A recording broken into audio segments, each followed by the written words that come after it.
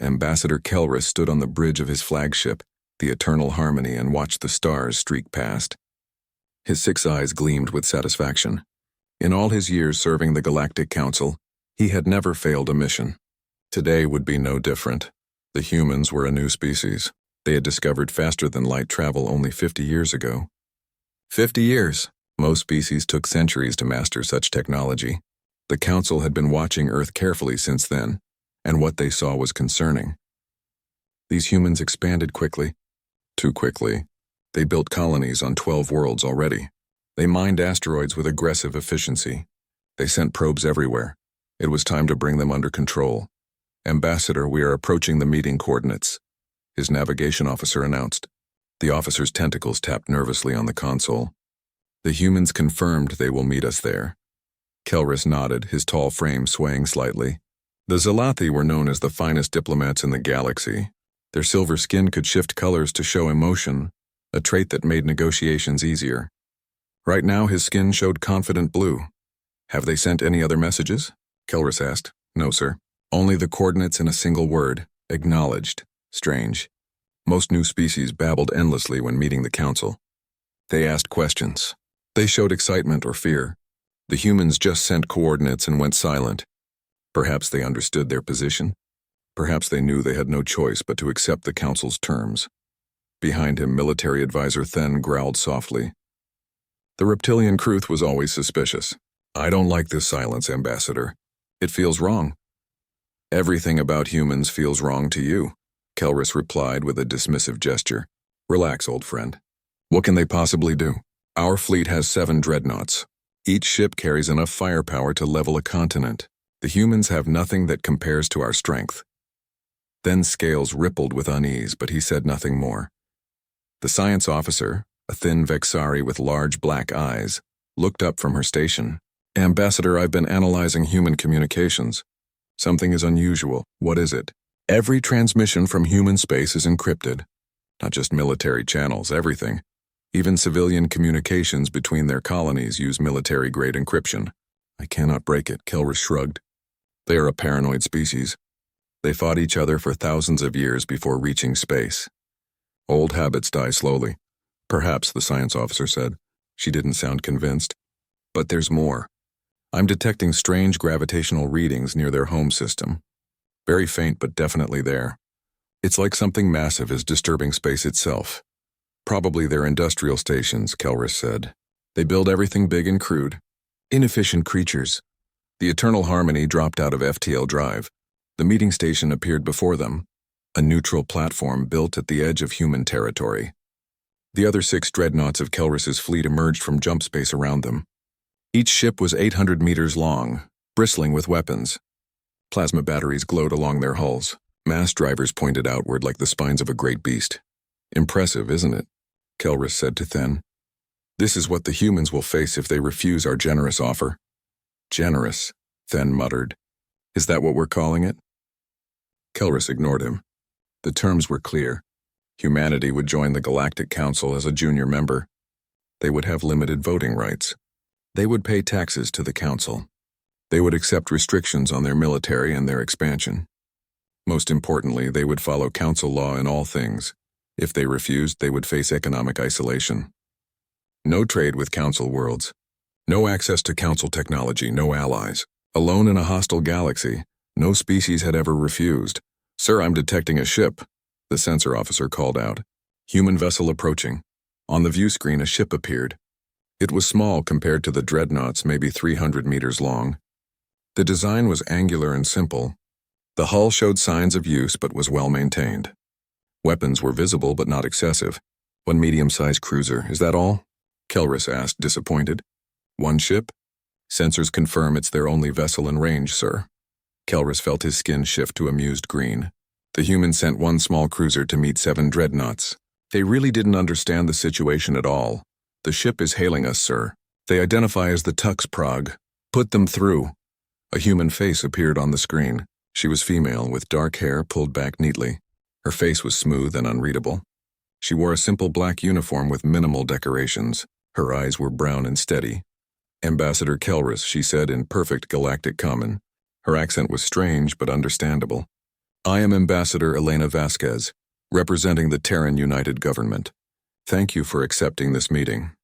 The pleasure is mine, Ambassador Vasquez, Kelris replied, his skin showing friendly yellow. Shall we proceed to the station? Yes, my team is ready. The transmission ended. She seems calm, the science officer observed. Too calm, Kelris thought. But then again, humans were good at hiding their emotions. Their faces barely moved compared to most species. Perhaps she was terrified inside and simply didn't show it. Prepare the diplomatic delegation, Kelris ordered. We'll make this quick and simple. By tomorrow, humanity will be part of the council. On our terms. As he left the bridge, then watched the human cruiser on the view screen. Something bothered him about this whole situation. The silence. The encryption. The single ship. The calm ambassador. It felt like a trap. But a trap required bait, and the humans had nothing the council wanted. They had no leverage, no power, no allies. They were alone.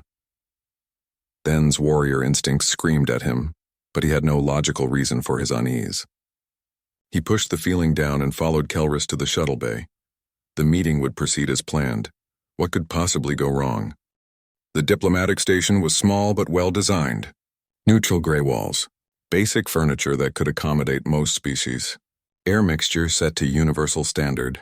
The meeting room had a large oval table with chairs of various sizes. Ambassador Kelris arrived first with his delegation. He chose the head of the table naturally, as befitted his position. The other council observers connected via hologram around the room. Representatives from 15 species watched with interest. This was an important moment. A new species joining the council always was. The door opened. Ambassador Elena Vasquez entered with 4 security guards. Kelris studied them carefully. Humans were shorter than Zalathi, taller than Vexari. Average, really. Their skin was various shades of brown and pink, fragile-looking. No scales, no carapace, no natural armor. Hair grew from their heads in different colors. They wore simple black uniforms with minimal equipment. Elena herself was unremarkable by galactic standards. She moved with quiet confidence, her brown eyes taking in everything without obvious concern. She carried no visible weapons. Her guards wore sidearms, but nothing intimidating. Ambassador Kelris, she said, extending her hand. Kelris knew this gesture. Humans grasped hands as a greeting. He took her hand with 2 of his forearms. Her grip was firm but not aggressive. Her skin felt warm and soft. Please sit, Kelris said, gesturing to the opposite end of the table. Elena sat. Her guards positioned themselves behind her. The mood was formal but polite. Shall we begin? Kelris asked. He didn't wait for an answer. The Galactic Council has observed humanity's expansion with great interest. You have achieved much in a short time. However, this rapid expansion concerns us. The galaxy has rules, order. Without order, there is chaos. Elena listened without interrupting. Her face showed nothing. Kelris continued. The Council offers humanity membership. You would join as a junior member, of course. In time, perhaps 50 to 100 years, you might achieve full status. Until then, certain restrictions would apply. He activated a holographic display. Text appeared in multiple languages, including English. You would limit your military to defensive forces only. No dreadnought-class vessels. No planet-cracking weapons. Your expansion would slow to acceptable rates. You would pay a membership fee based on your economy. Most importantly, you would follow all council laws and regulations. The room was quiet. Elena's guards showed no reaction. The holographic observers waited. And if we refuse? Elena asked. Her voice was calm, almost casual. Kelris's skin shifted to serious purple. Then humanity would face difficulties. No council species would trade with you. You would have no allies. No access to our markets, our technology, our knowledge. The galaxy is vast and dangerous, Ambassador. Alone, your species would struggle. I see. Elena leaned back in her chair. She looked thoughtful. And these terms are non-negotiable? The council is firm but fair, Kelris said. These terms apply to all new members. Every species before you has accepted them. Interesting. Elena's fingers drummed once on the table. You said we would limit our military. What exactly does that mean? No vessels larger than 500 meters. No weapons of mass destruction. No offensive fleets. Defense only. And you would enforce this how? Kelris felt a flicker of annoyance. Most species didn't ask these questions. They simply accepted. The Council has enforcement mechanisms, inspections, monitoring, economic pressure if needed. Military action? Elena asked. Only as a last resort, but yes, if a species violates Council law, action is taken. Elena nodded slowly. She glanced at one of her guards, a tall man with graying hair and cold blue eyes. He whispered something to her. She listened, then turned back to Kelris. Ambassador, may I be direct? Of course. Your terms sound less like membership and more like subjugation. The room temperature seemed to drop. Several holographic observers shifted uncomfortably. Then standing behind Kelris growled softly. Kelris kept his voice diplomatic. Strong words, Ambassador. The Council seeks unity and peace. These terms ensure that peace. By controlling new species. By limiting their growth. By making them dependent. Elena's voice remained calm, but her words cut like blades. You're not offering partnership. You're offering submission with pretty words. Ambassador Vasquez, I understand emotions run high during first contact, Kelris said. But consider your position. Humanity is alone. You have no allies. Your technology, while impressive, is crude compared to ours. You cannot stand against the Council, can't we? Elena asked. Something in her tone made thin scales stand on end. I don't believe you understand the situation, Kelris said. His skin shifted to warning orange. I brought 7 dreadnoughts to this meeting. 7 ships that could destroy every human colony within weeks. This is not a threat. This is reality. The Council has thousands of such ships. Humanity has nothing that compares. Elena was quiet for a long moment. Then she smiled. It was not a happy smile. Ambassador Kelris, you're right about one thing. Humanity is different from other species you've encountered. But not in the way you think, meaning, most species you meet have peace in their nature. They fight when necessary, but they prefer cooperation. Humanity is not like that. Elena leaned forward. We spent 10,000 years killing each other. We invented thousands of ways to destroy ourselves. Nuclear weapons, biological warfare, chemical agents. We burned our own cities. We poisoned our own land. We nearly ended our species a dozen times. The observers listened in shocked silence. When we finally reached the stars, Elena continued, we didn't forget those lessons. We didn't become peaceful. We just pointed our weapons outward instead of inward. We prepared for threats we hoped didn't exist. This is meant to frighten me, Kelris asked. You admit you are violent and dangerous. This only proves the Council is right to control you. Control us? Elena shook her head. Ambassador, you can't control humanity. You can only choose how you interact with us, as equals, or as enemies. There is no middle ground. You have no leverage, Kelris said, his patience wearing thin. 1 cruiser against 7 dreadnoughts. Your entire fleet against the Council's thousands. You cannot win. I need 48 hours to consult with my government, Elena said, standing. Then I'll give you our answer. 48 hours? Kelris stood as well. Most species decide immediately. We're not most species. Elena nodded politely. Thank you for your time, Ambassador. She left with her guards. The door closed behind them, then approached Kelris. Something is very wrong here. She's bluffing, Kelris said, trying to seem strong. Humans have pride. They'll accept our terms after they realize they have no choice. But as he watched the Prague through the station's viewports, he saw something that bothered him. The human cruiser sent a single tight beam transmission toward Earth. His intelligence officers tried to intercept it. They failed. The encryption was unbreakable. What were the humans saying to their homeworld? And why did Elena seem so confident? Kelris pushed the thoughts away. In 48 hours, this would all be over. Humanity would join the Council. Everything would proceed as planned. He had no reason to worry, no reason at all. 36 hours passed slowly. Ambassador Kelris spent most of that time in his quarters, reviewing reports and preparing for humanity's inevitable acceptance. The terms were reasonable. Every logical species understood that cooperation was better than isolation. Humanity would be no different. But doubts crept in. Elena's confidence bothered him. Her words about humanity's violent history bothered him more. No species bragged about their capacity for destruction. Most were ashamed of their wars and conflicts. Yet Elena spoke of human violence with something almost like pride. Kelris stood at his viewport, watching the diplomatic station. The Prague remained docked, quiet and still. No communications came from it. The humans waited in silence. The door chimed, then entered without waiting for permission. "We have a problem," the crew said. "What kind of problem?" "The fleet is getting restless. The captains want to know why we're waiting. They say the humans are stalling. They want to apply pressure." Kelris turned from the viewport. "What kind of pressure?" "They suggest we move closer to human territory. Show them our strength. Remind them what they're facing. That seems aggressive. It's a show of force, nothing more." Then scales rippled. "We stay in neutral space, but we drift closer to their border. Let them see our ships. Let them understand." Kelris considered this. Elena had been confident, perhaps too confident.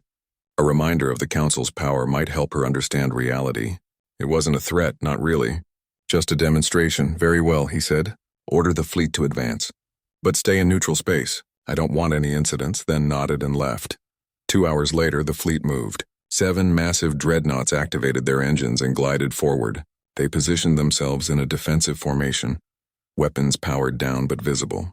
The message was clear. We are here, we are strong, and we are watching. On the Prague, alarms suddenly screamed. Elena rushed to the bridge. Her security chief, Commander David Torres, was already there, studying the tactical display. "What's happening?" she asked. "The alien fleet is moving," Torres said. His voice was tight with tension. "They're advancing toward our exclusion zone." Elena watched the display. 7 massive ships, each bristling with weapons, moving deliberately toward the invisible line that marked human space. They were still in neutral territory, but barely. "Have they crossed the boundary?"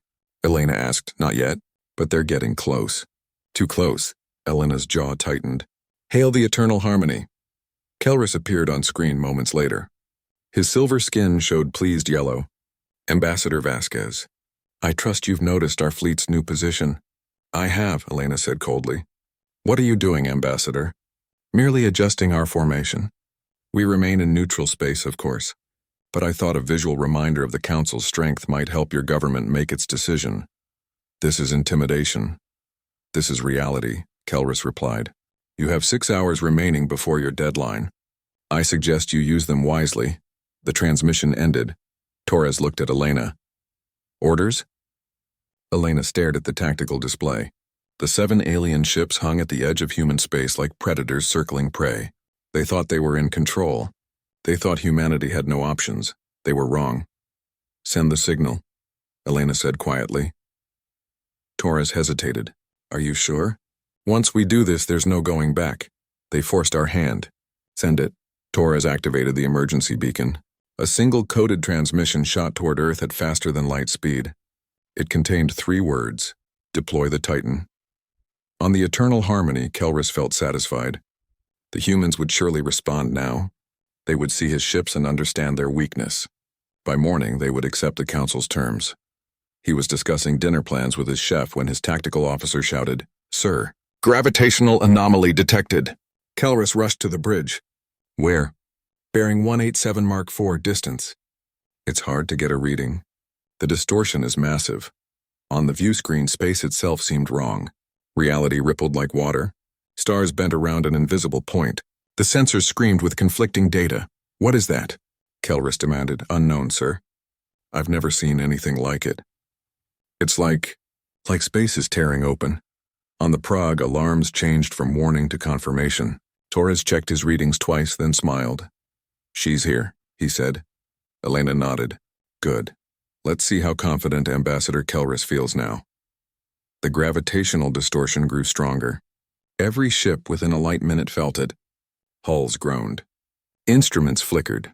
Even experienced crews felt their stomachs drop as gravity itself seemed to twist. Then space tore. Not a jump point. Not a wormhole. Something else entirely. A wound in reality that pulsed with impossible energy. From that wound emerged the Tux Olympus Mons.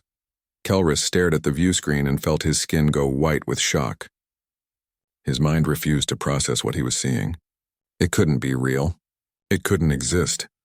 The ship was 15 kilometers long. 15 kilometers. It wasn't a ship. It was a floating city, a mobile station, a weapon of apocalyptic scale. The hull was dark gray, covered in angular armor plating. Towers rose from its surface like the spires of a cathedral. Massive engines glowed with blue fire at the stern, and weapons. So many weapons, rail cannons larger than his entire flagship. Missile silos that could hold thousands of warheads. Energy weapons that pulsed with barely contained power. Point defense turrets covered every surface like the spines of a sea creature. Sensor readings, Kelris croaked. His tactical officer's voice shook. Sir. The mass. It's registering as. This can't be right. Tell me. The ship mass is more than all 7 of our dreadnoughts combined. Its energy signature is equivalent to a small star. I'm counting. I can't count all the weapons. There are too many. Sir, this thing could destroy a fleet by itself. On the Prague, Elena opened a channel to the Eternal Harmony. Ambassador Kelris, she said calmly. Allow me to introduce the Tux Olympus Mons Titan-class warship, flagship of Earth's defense fleet. Kelris couldn't speak. His skin flickered through every color at once. New voice came over communications, deep, calm, absolutely. Cold, this is Admiral Chen Zhao of the Terran United Command Ship Olympus Mons Widal. Vessels will power down weapons and hold position. Any aggressive action will be met with immediate response. On the Eternal Harmony's tactical display, a nightmare appeared. The Olympus Mons had locked weapons on all 7 dreadnoughts simultaneously. Not just weapons. Hundreds of them. Targeting solutions so precise that each ship had dozens of rail cannons, missiles, and energy beams trained on critical systems. Sir, the tactical officer whispered. They're targeting our engines, our weapons, our bridges. All at once. I don't understand how they're tracking all of us simultaneously. Then's voice was barely audible. How? How did they build this? Elena's face appeared on every screen in Kelris's fleet. You asked what leverage humanity has, she said. This is our leverage. This is what we built while you thought we were primitive. While you dismissed us as crude and inefficient. Kelris finally found his voice. This is impossible. No species builds weapons like this. Humanity does, Elena replied. We've been building weapons since we learned to sharpen stones. We've been killing each other since we lived in caves. When we reached the stars, we didn't forget how to fight. We just got better at it. Admiral Chen's hologram appeared beside Elena. He was older, scarred, his face showing years of war. He wore armor, not a dress uniform. This was a soldier, not a politician. Ambassador Kelris, Chen said. My ship is waiting for orders. I strongly recommend you withdraw your fleet. Now. Kelris looked at his tactical display. 7 dreadnoughts that had seemed so powerful an hour ago now looked like toys compared to the monster floating before them. Stand down, he whispered. Sir, his weapons officer asked. Stand down. Power down all weapons. Reverse engines. Get us away from human space. The fleet began to withdraw. Elena watched them go. Torres stood beside her. That went well, he said. It's not over yet, Elena replied. Now comes the hard part. What's that? Making them understand that this isn't a threat. It's just the beginning. The Olympus Mons hung in space like a sword over the galaxy's throat. Its presence changed everything. The diplomatic station, which had seemed so neutral and safe before, now felt like a killing ground. The Council's 7 dreadnoughts had retreated to a safe distance, but they hadn't left. Not yet. Ambassador Kelris sat in his quarters, staring at nothing. His skin couldn't settle on a single color. It shifted constantly between fear-white and confusion-gray. His hands trembled. How had the Council missed this? How had their intelligence failed so completely? A chime at his door, then entered, looking grim. The Council is demanding answers, the Kruth said. They want to know what happened. They want to know what that ship is. They want to know why we didn't see it coming. I don't have answers, Kelris said. His voice sounded hollow. We watched human space. We monitored their communications. We saw nothing. We saw what they wanted us to see, Then said. He sat down heavily. We underestimated them. We thought they were primitive, crude. We were wrong.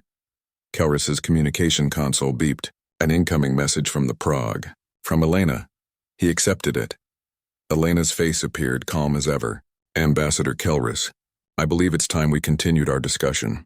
Your ship, Kelris began, then stopped. He didn't know what to say. The Olympus Mons, Elena said. Yes, impressive, isn't she? 15 kilometers of engineering excellence. It took us 20 years to build her. 20 years of research, development, and construction. All in secret. Secret, Kelris repeated. How? We were watching. You were watching what we showed you, Elena said. Our civilian colonies, our merchant ships, our public communications. You saw a young species fumbling with new technology. You saw what we wanted you to see. Kelris felt sick. The council had been deceived. Completely and utterly deceived. We learned something important from our history, Elena continued. The best weapon is the one your enemy doesn't know you have. While you were watching our colonies, we were building shipyards in deep space, hidden, shielded. We moved resources slowly, carefully. We encrypted everything, and we built. Why? Kelris asked. If you wanted peace, why build such weapons? Elena's expression hardened. Because we learned another lesson from history. Peace without strength is just an invitation to conquest. We've seen it on Earth 1,000 times. The weak are always dominated by the strong. We decided we would never be weak. A new communication window opened. Admiral Chen appeared, Ambassador Kelris, Chen said. I think it's time we had an honest conversation. All of us. No more diplomatic dancing. Elena nodded, agreed. Ambassador, we're inviting you back to the diplomatic station. Bring whoever you wish. Let's discuss terms. Real terms. 2 hours later, they met again. This time, the mood was completely different.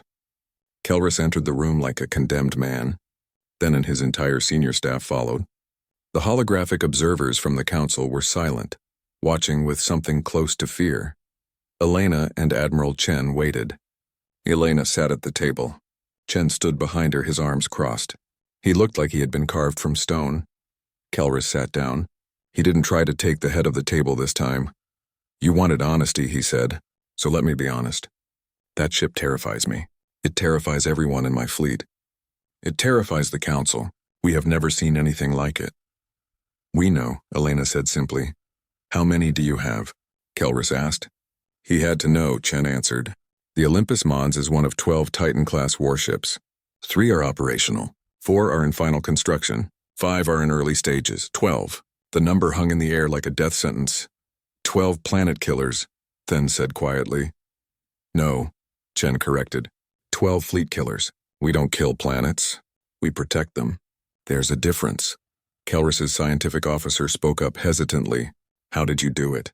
Our technology cannot create ships that large. The structural stress alone would tear them apart. You can't build them because you don't think like we do, Chen said. Your species fight when necessary. For humans, war is our nature. We've been perfecting it for 10,000 years. We know materials, stress points, weapon systems, tactics. We know how to kill efficiently because we've been killing each other since the beginning. When we went to space, Elena added, we took all that knowledge with us. We designed every ship as if we would face an enemy fleet tomorrow. The Olympus Mons uses fusion antimatter hybrid reactors. Our rail cannons fire projectiles at 0.2 light speed. Our AI warfare systems can process 1 million tactical scenarios per second. AI systems? Kelris asked, alarmed. You use artificial intelligence in combat? Extensively, Chen said.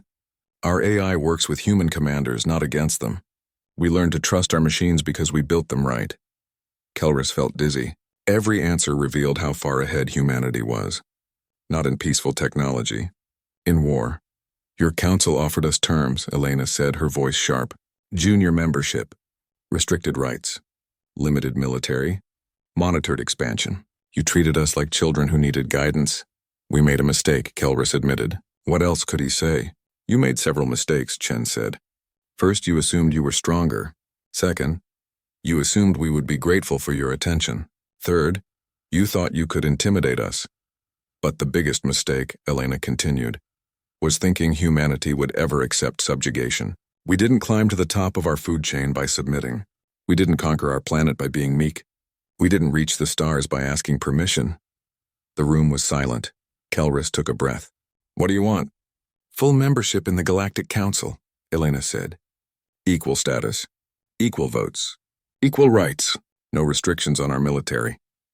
No monitoring of our expansion. Full sovereignty. The Council will never agree, Kelris said weakly.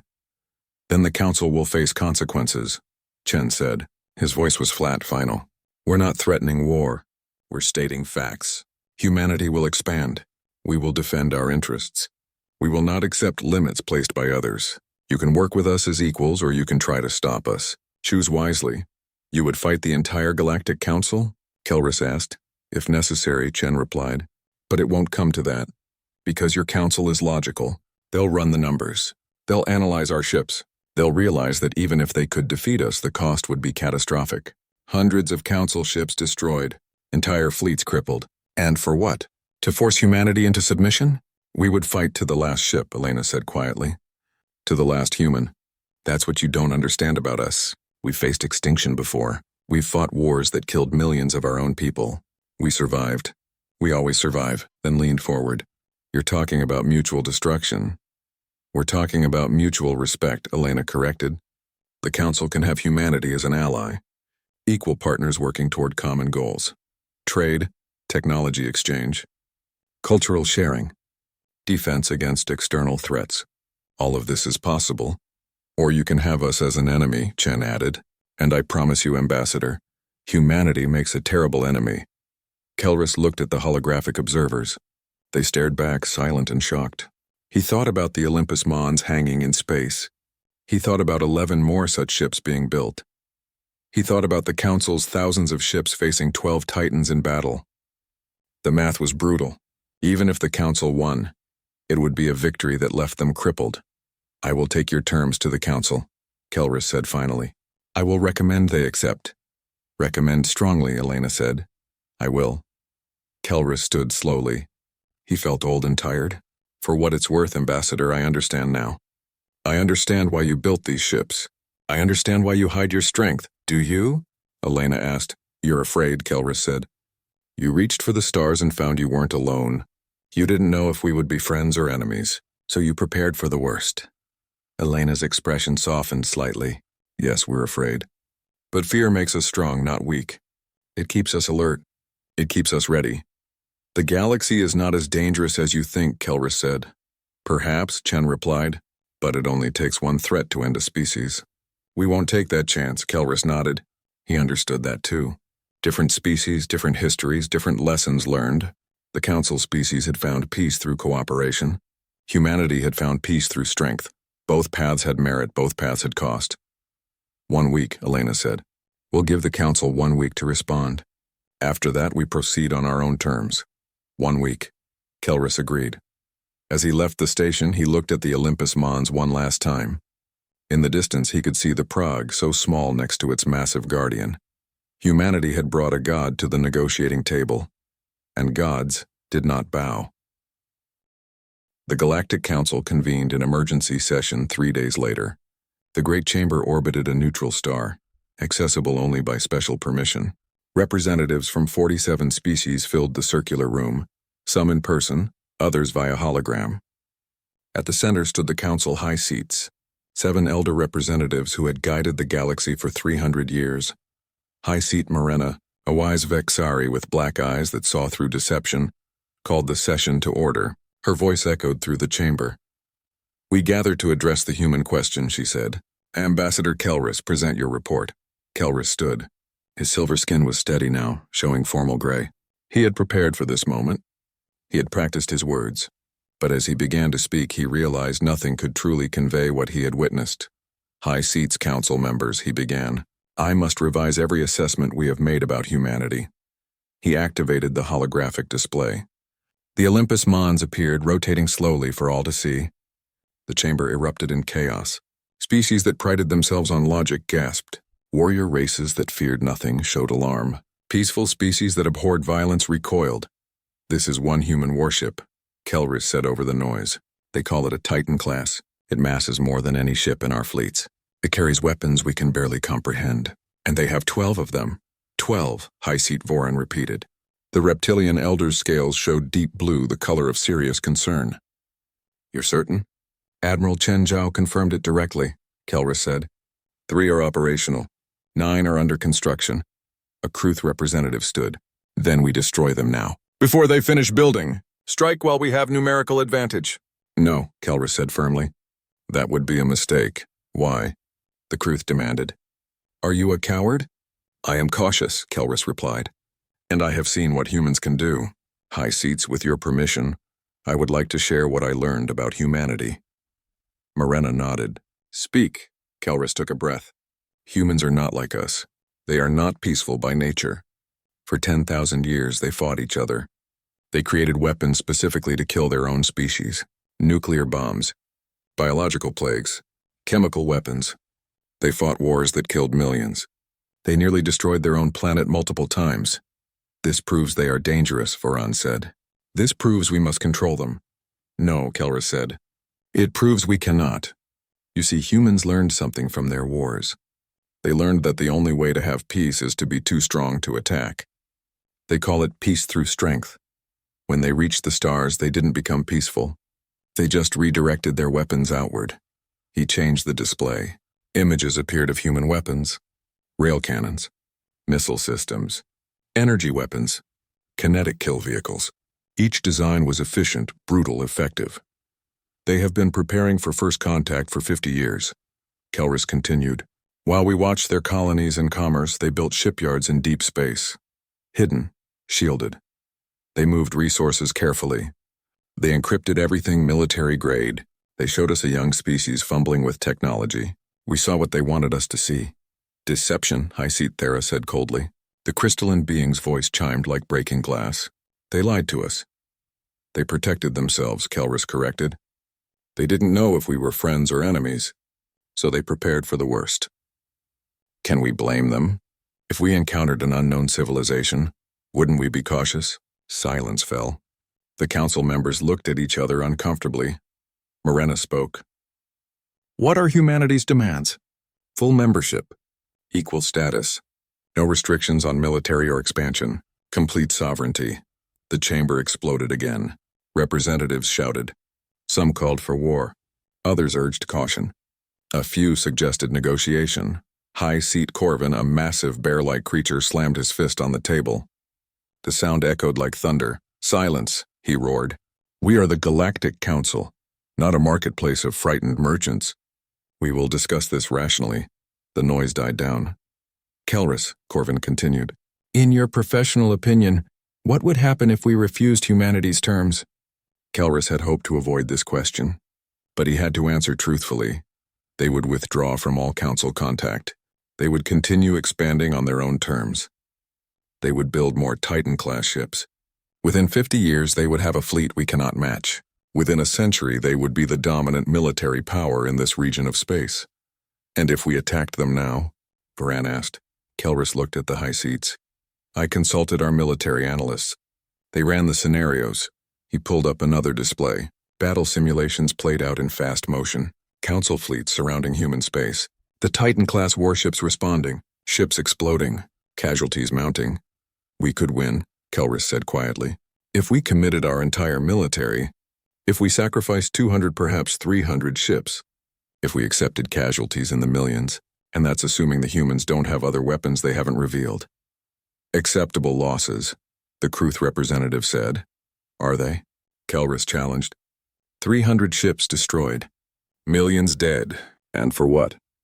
To force humanity into submission? To prove we are stronger? What happens after? Do we occupy their worlds? Do we monitor them forever? Do we make enemies of a species that would rather die than submit? Elena Vasquez's voice suddenly filled the chamber. The council members jumped. She hadn't been invited. How was she here? Apologies for the interruption, Elena said, her hologram appearing at the center of the room.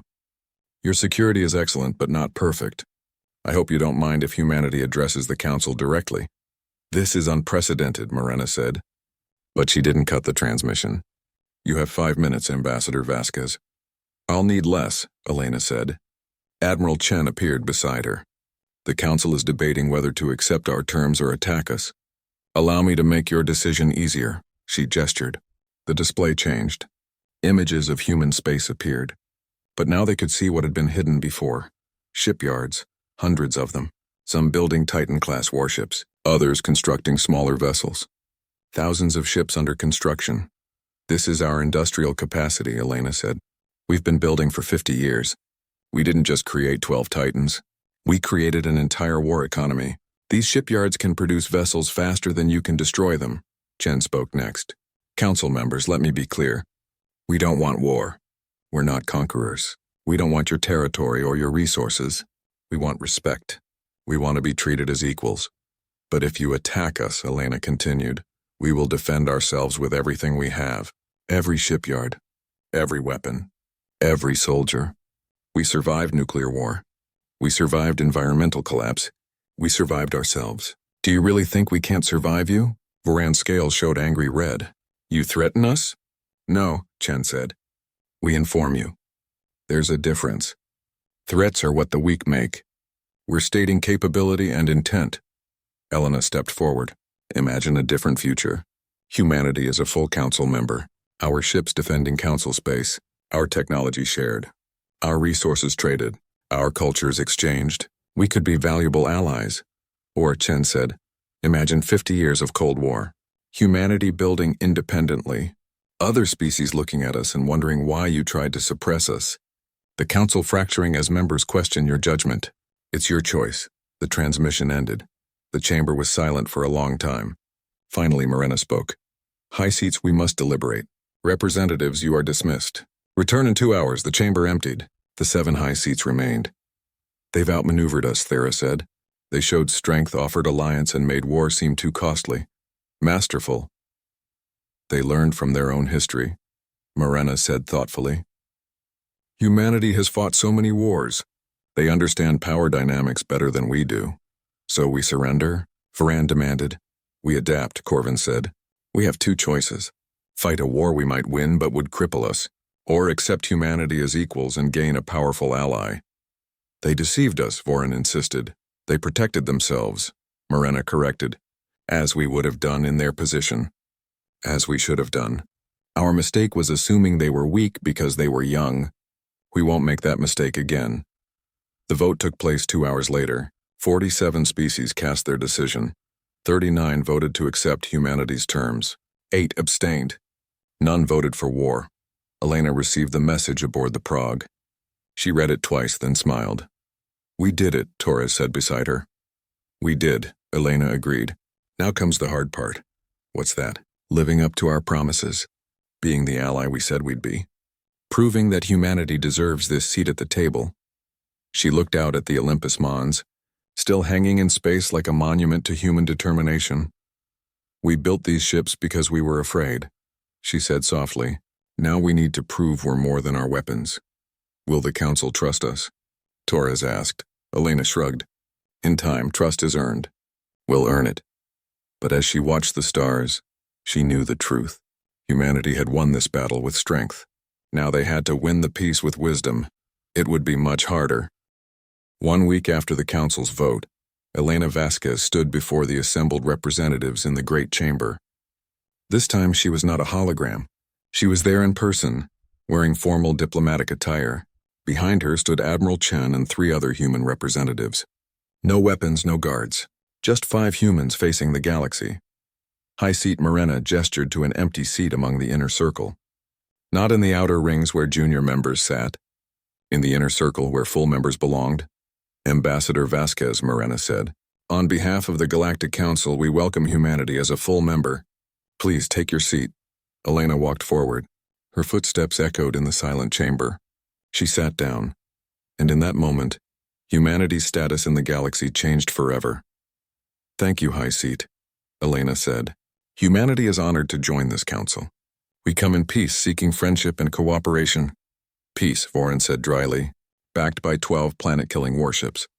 Elena met his gaze steadily. Yes, we believe in peace, but we also believe in being prepared. Our history taught us that lesson in blood and fire. We hope to never use those ships, but we will always have them ready. An honest answer, Corvin said, approval rumbling in his voice. I can respect that. Morena raised a hand. Let us be clear about expectations. Humanity is now a full member of this council. You have equal votes, equal rights, and equal responsibilities. You will participate in council decisions. You will contribute to council defense. You will respect council laws. We understand, Elena said, and we accept these responsibilities. However, Thera chimed, we must also acknowledge the reality. Humanity has military capabilities that exceed most council members. This changes the balance of power. It does, Elena agreed, which is why I want to make something clear to everyone here. She stood, her voice carrying to every corner of the chamber. Humanity's weapons are defensive. We built them to protect ourselves and our interests. We will not use them for conquest. We will not threaten council members. We will not bully smaller species. Noble words, Vorin said. But words are easy. Actions prove intent. Agreed, Elena said. Which is why humanity makes this offer to the council. Our military technology, our ship designs, our defensive systems. We will share them. The chamber erupted in shocked conversation. Species whispered to each other. Even the high seats looked surprised. Admiral Chen stepped forward. Not everything, he clarified. We won't give away our most advanced weapons. But defensive systems, shield technology, sensor arrays, these we will share. For a price. What price? Corvin asked suspiciously. Trade agreements, technology exchange, cultural programs. We want to integrate into the galactic community. We want to be part of something larger than just humanity, but we will do it as equals, not as subjects. Morena considered this, a generous offer. Perhaps too generous. What do you truly want, Ambassador? Elena smiled slightly. High Seat, may I be completely honest? Please. Humanity is terrified, Elena said simply. The chamber fell silent. We reached the stars and discovered we're not alone. For 50 years we've been preparing for the worst, building weapons, training soldiers, ready for war. But that's not the future we want. She gestured to the assembled species. Look at this council. 47 species working together, sharing knowledge, maintaining peace. This is what we want. We want to be part of this. We want our children to grow up in a galaxy where different species cooperate instead of fighting. But we're still afraid, Chen added. We're afraid of being conquered, afraid of being controlled, afraid of losing our freedom. So we built the Titans. We built weapons that make us too dangerous to threaten. It's the only way we know how to feel safe. Fear is a powerful motivator, Thera said, but it is also limiting. How long will you let fear guide you? As long as necessary, Elena replied. Maybe forever. Or maybe eventually we'll learn to trust. But trust takes time. It takes shared experiences. It takes proving to each other that we can cooperate. She returned to her seat. So here's what humanity proposes. We join the council fully. We participate in defense agreements. We share some technology. We trade. We learn about your cultures and you learn about ours. Slowly, carefully, we build relationships. And your Titan-class warships? Foran asked. They stay, Chen said flatly. Non-negotiable. But they won't be used aggressively. They're deterrence, insurance, a guarantee that humanity will never be subjugated. Some species will see them as threats, Morena said. Some species will, Elena agreed, and that's unfortunate. But we won't disarm to make others comfortable. We tried that on Earth. The peaceful species were always conquered by the aggressive ones. We won't make that mistake again. High Seat Corvin leaned back in his massive chair. I fought in wars long ago, before the Council achieved peace. I understand military thinking. And I tell you this, Ambassador, your weapons make you powerful, but they also make you responsible. We know, Elena said seriously. Every time a threat emerges, the Council will look to your Titans, Corvin continued. Every time we need military strength, you will be called upon. Are you prepared for that burden? Elena and Chen exchanged glances. They had discussed this possibility. Yes, Elena said. If Council space is threatened, humanity will respond. We'll defend our allies. That's what allies do. Good, Corvin said. Then I welcome you properly, Ambassador. The Council needs strong members. Members who understand that peace must sometimes be defended with force. The vote was formalized. Humanity's full membership was recorded in Council history. Documents were signed. Ceremonies were performed. It was all very official and dignified. But the real moment came later in a small side chamber. Ambassador Kelris approached Elena privately. I underestimated you, he said without preamble. I underestimated your entire species. I apologize. Apology accepted, Elena said. You weren't wrong to be cautious. New species are unpredictable. You followed Council protocol. I followed prejudice, Kelris corrected. I saw young species and assumed weakness. I thought humanity would be easy to manage. I was wrong. You were, Elena agreed. But you learned. That's what matters. Kelris's skin showed thoughtful violet. May I ask you something personal? Of course. Are humans truly as violent as you claim? Or was that exaggeration to intimidate us? Elena was quiet for a moment. It's not exaggeration. Humanity has fought thousands of wars. We've killed millions of our own people. We created weapons specifically designed to end our species. Nuclear bombs that can destroy cities. Plagues that spread in hours. Chemicals that poison entire regions. Why? Kelris asked. Why would any species do that to itself? Because we're tribal, Elena said. We form groups. and we fight other groups. It's in our nature. For most of our history, we were divided, nation against nation, religion against religion, ideology against ideology. We're only recently unified, and even now tensions exist. How did you achieve unity? Elena smiled sadly. We found something more frightening than each other. The universe. When we reached the stars and realized we were alone, truly alone, it changed us. Suddenly, our tribal conflicts seemed small. We were all humans facing an infinite cosmos. It brought us together. And if you find you're not alone? Kelrus asked. If you find other species, some hostile? What then? Then humanity will fight, Elena said simply. But we'll fight together. And we'll fight smart. We've had 10,000 years of practice. Kelrus nodded slowly. I think I understand now. Humanity didn't become peaceful. You just redirected your aggression outward. Exactly, Elena said. We're still the same species that fought world wars. We just have bigger weapons and more dangerous enemies. Or we did until we met you. And now? Now we hope you're friends, not enemies. We hope the Council becomes the family we never had. We hope to build something better than what we left behind on Earth. Elena's expression softened. We're tired of fighting, Ambassador. We really are. But we'll never stop being ready to fight. That's the contradiction of humanity. Kelrus extended his hand in the human gesture. Elena shook it. Then let us be friends, Kelrus said. And let your weapons remain quiet. That's all we want, Elena replied. 3 months later, the Olympus Mons returned to Earth orbit. Admiral Chen stood on the observation deck, watching his home planet slowly rotate below. Blue oceans, green continents, white clouds. So small, so fragile, so precious, Admiral, his communication officer called. New orders from Earth Command. What are they?